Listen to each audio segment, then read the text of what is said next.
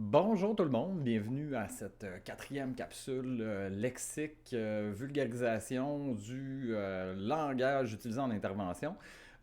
Aujourd'hui, j'avais envie de faire une petite capsule sur la question du diagnostic, en fait, pour clarifier c'est quoi, comment ça fonctionne, comment ça marche, qui peut en faire, puis un peu aussi c'est quoi le rôle de l'éducateur spécialisé dans la question du diagnostic. Donc, première des choses, pour clarifier, un diagnostic, qu'est-ce que c'est? Ben, c'est l'identification, en fait, d'une maladie, d'une problématique, d'un état en fonction des symptômes. Donc, mettons pour faire un parallèle, pour être capable de diagnostiquer un cancer, ben, il va y avoir différents critères cliniques à respecter pour dire ah oui, ok, ça, c'est un cancer du côlon, puis pas un cancer des poumons. Donc, c'est des choses qui permettent de différencier différents états. Ben, au niveau des diagnostics pour la santé mentale, c'est le même principe. C'est-à-dire qu'il y a une bible diagnostique, c'est-à-dire un petit livre, le DSM-5, on est rendu à la cinquième version, où ça, c'est des psychiatres en Amérique du Nord qui se sont réunis pour être capables d'établir les critères diagnostiques des différentes problématiques de santé mentale. Donc, il y en a certains qui sont critiqués, il y a beaucoup de débats autour de ce petit livre-là. Cependant, ça reste quand même le point de référence pour les professionnels qui font du diagnostic pour être capable de dire, OK, voici les critères, voici comment ça fonctionne. Euh, J'essayais en préparant la capsule de trouver une image pour simplifier le plus possible comment ça fonctionne un diagnostic. Puis le parallèle que j'ai trouvé, c'est comme de la pâtisserie. En fait, pour établir un diagnostic, c'est un peu comme faire une recette de pâtisserie. C'est-à-dire qu'il va avoir des ingrédients, puis il va avoir une manière spécifique de brasser des ingrédients ensemble, de faire cuire, donc de la préparation à la cuisson. Il y a certaines règles à suivre pour que le gâteau lève. Donc, c'est le même principe avec un diagnostic. C'est-à-dire qu'il y a une série de critères très spécifiques qu'il faut être en mesure de respecter. C'est-à-dire que, par exemple, pour la dépression, je dis un chiffre au hasard, mettons qu'il y a 8 critères. S'il y en a juste 6 qui sont remplis, on ne peut pas dire que c'est une dépression. Fait même chose si le gâteau qu'on essaye de faire, on utilise 6 des ingrédients, des 8 ingrédients qu'on a besoin, on ne pourra pas dire que c'est un gâteau. Donc, c'est quelque chose qui est quand même assez précis et qui demande de la rigueur, de la précision au niveau de l'évaluation. Donc, c'est pas quelque chose qui peut être fait là, en 10 minutes sur le coin d'une table. Souvent, ça va demander de la part du professionnel une certaine investigation pour, de un, comprendre c'est quoi la normalité de la personne, puis voir après ça qu'est-ce qui est différent. Parce que c'est-à-dire, si une personne dort beaucoup, tout le temps, une personne, son rythme de vie, c'est de dormir 10 heures à toutes les nuits, puis ça a toujours été comme ça, ben, l'augmentation du sommeil, qui est un des symptômes de la dépression, si la personne continue à dormir 10 heures par nuit, on ne pourrait pas le considérer comme symptôme. En comparaison à quelqu'un qui normalement dort 5-6 heures, fonctionne, il n'y a pas de problème. Là, se met à dormir des 10-12 heures à tous les jours. Là, ça devient un symptôme. Donc, pour être en mesure de connaître la différenciation dans l'état de la personne, il faut connaître la personne. Donc, c'est quelque chose qui prend du temps. Et qui ne peut pas être à la légère. Parce qu'une fois qu'on appose une étiquette, c'est quelque chose qui peut avoir des conséquences, somme toute, assez significatives sur la vie des personnes. Donc, après ça, une autre chose qu'il faut garder en considération, c'est que des fois, comme en pâtisserie, on va avoir des ingrédients pour une recette qui vont se retrouver dans une autre recette. Fait que, mettons, je donne un exemple, là, le mélange à crêpes, le mélange à gaufres, puis le mélange pour faire du pain doré.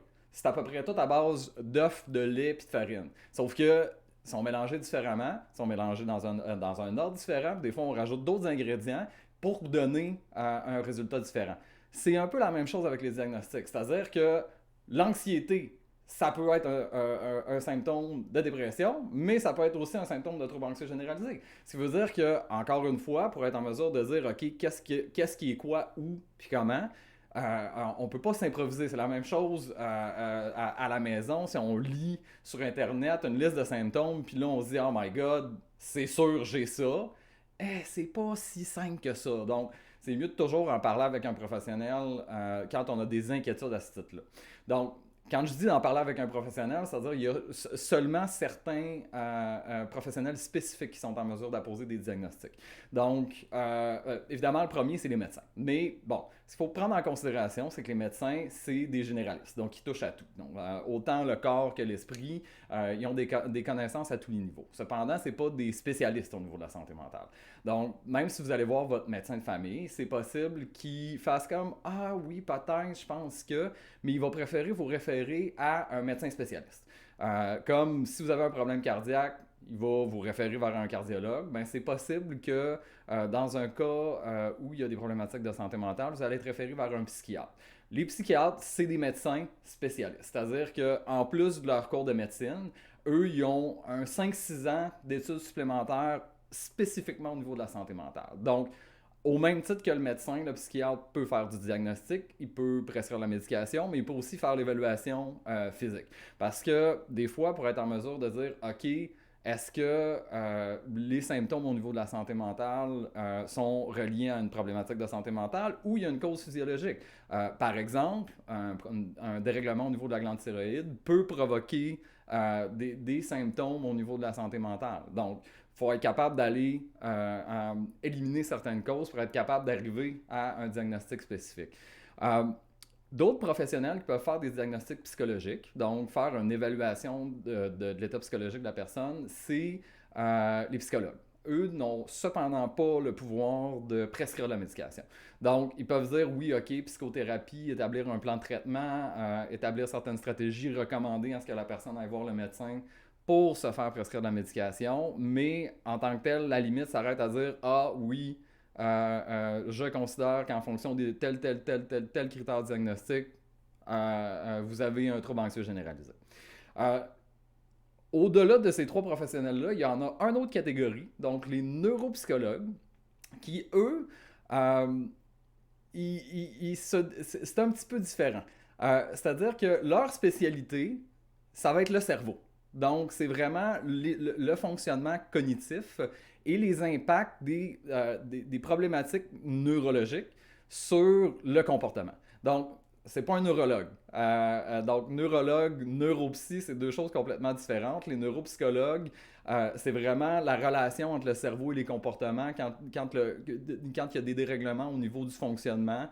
Fait que, mettons, quand il y a un traumatisme, un AVC, de l'Alzheimer, les neuropsies, c'est eux autres aussi qui font une partie de l'évaluation pour le TDAH. Donc, ils ont vraiment une spécificité dans cette catégorie-là. Donc, en dehors de ces quatre professionnels-là, il n'y a personne d'autre qui peut émettre des diagnostics officiels. Ceci étant dit, mettons, en éducation spécialisée, on ne peut pas faire de diagnostic. Cependant, on peut participer un peu au processus d'évaluation en disant « Hey, écoute, telle chose dans ton comportement, on pourrait penser que c'est des symptômes de… » Ça pourrait être intéressant d'aller investiguer. Donc, en éducation spécialisée, on a une certaine connaissance, on n'a pas le choix, de par notre formation, de par notre expérience, de la santé mentale, des différents diagnostics, des différentes problématiques qui peuvent se rattacher. Cependant, on ne peut pas faire de diagnostic. Nous, c'est plus pour accompagner, dépister, peut-être aiguiller, puis dire « Hey, écoute, on est mieux d'aller investiguer parce que ça a vraiment un impact négatif, puis que ça pourrait bénéficier pour avoir des services spécialisés au niveau de telle ou telle chose. » Donc, mais ça s'arrête là. Puis dans les faits, notre travail, le diagnostic, jusqu'à un certain point, est secondaire. C'est-à-dire qu'on va toujours, au-delà du diagnostic, on va chercher à réellement focusser à trouver ce qui va fonctionner pour la personne, peu importe l'étiquette qu'on va avoir à coller dessus. Cependant, il faut reconnaître qu'à certains moments donnés, c'est nécessaire, c'est utile, surtout quand on parle de problématiques qui sont envahissantes et débilitantes, qui ne permettent pas de fonctionner au quotidien. Donc voilà. J'ai essayé de faire le plus court résumé que je pouvais avec ce sujet-là. J'espère que je vous ai pas trop perdu. Si vous avez des questions, si vous avez besoin de spécifications, si aussi il y a certains, justement, diagnostics, de dire, mettons, j'aimerais ça en savoir un petit peu plus sur la dépression, j'aimerais ça en savoir un petit peu plus sur l'anxiété, j'aimerais ça savoir c'est quoi un trouble d'adaptation, n'hésitez pas à le poser, à le poster en commentaire ou m'envoyer un message en privé. Puis je trouverai là, je ferai une petite capsule qui vous sera dédiée ou pas, tout dépendamment comment vous le sentez. Donc, encore une fois, merci beaucoup pour votre attention. On like, on partage, ça m'aide. Bonne fin de journée!